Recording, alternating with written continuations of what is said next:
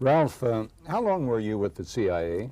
I was with them 25 years. I joined in 1952. I retired in 1977. What was your function? What was your job? I had a variety of jobs. I was a case officer on intelligence collection. I was a covert operator. I was involved in paramilitary operations. In the last 4 years with the agency, I was an analyst with the International Communism Branch. Paramilitary operations where? In Thailand and to a degree in Vietnam. How do you view the CIA? Let me rephrase that question. A good many of us do not have a clear picture of what the CIA does. I think many of us believe it is an intelligence gathering agency, that it gets information, that information becomes intelligence, and then it passes it on to key areas in the government. Is that an accurate impression? No, it isn't. It's my view, and it's supportable by all the evidence we can see in the Church Committee report and the Pike Committee report and other collateral information. The CIA is not an intelligence agency. It's a covert action agency. Covert action being overthrowing or supporting foreign governments. Another part of covert action is disinformation. And the American people, in my estimation, are the primary target audience of the agency's disinformation operation. And I view Vietnam, the entire Vietnam War, was brought to us, sold to us, by agency disinformation operations. When I say us, I mean the American people. Well, that had to be done, of course, through the press. Yes. How else would one reach the American public? Well, how does the CIA develop its relationship with the press? Well, it happens on many levels in many different ways. It could be a director of agency contact with a publisher, or it could be a lower-level agency employee with a lower-level person or managing editor, per se, or it could be hiring agency people, and placing them in the news organization, or it could be giving information to a reporter and winning his goodwill. It could be just a friendship sort of basis. It sort of covers the skein of relationships that you can have, you know, in any social situation. This relationship demands participation on the part of the press, though, does it not? Oh, of course. Well, how does it participate? It can participate in many ways. It can publish articles that the agency wants published. Knowingly publish it because the CIA wants it done, or oh, unknowingly? Yes. Well, both. Knowingly most of the time, I would guess.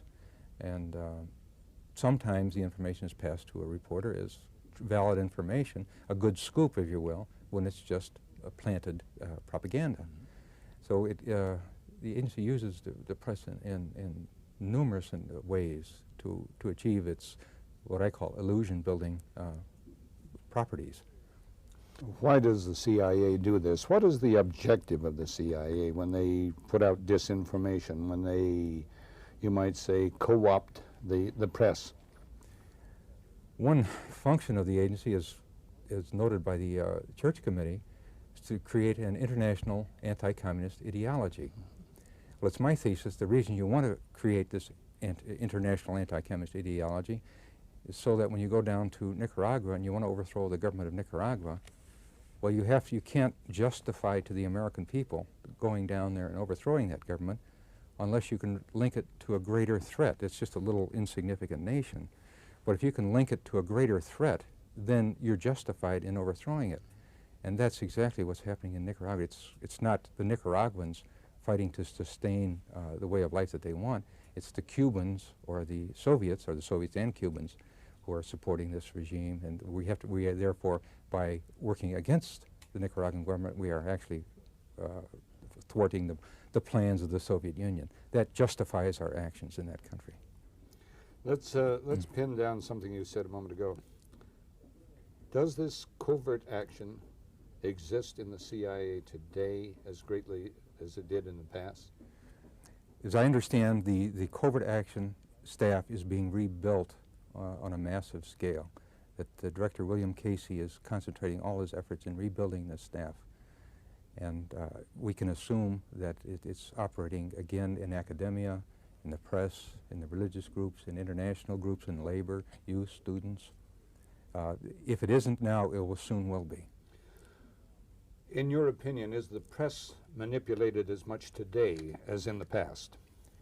I don't think it's as possible to manipulate the press as much today as was in the past. The press is much more skeptical, as are the American people in general. It'd be more difficult to do it, yet I'm sure that in some areas, of course, it is being manipulated. I think you've answered my question in part already, but the public, in your opinion, cannot be hoodwinked as easily as they were in the past. Is that what you're saying?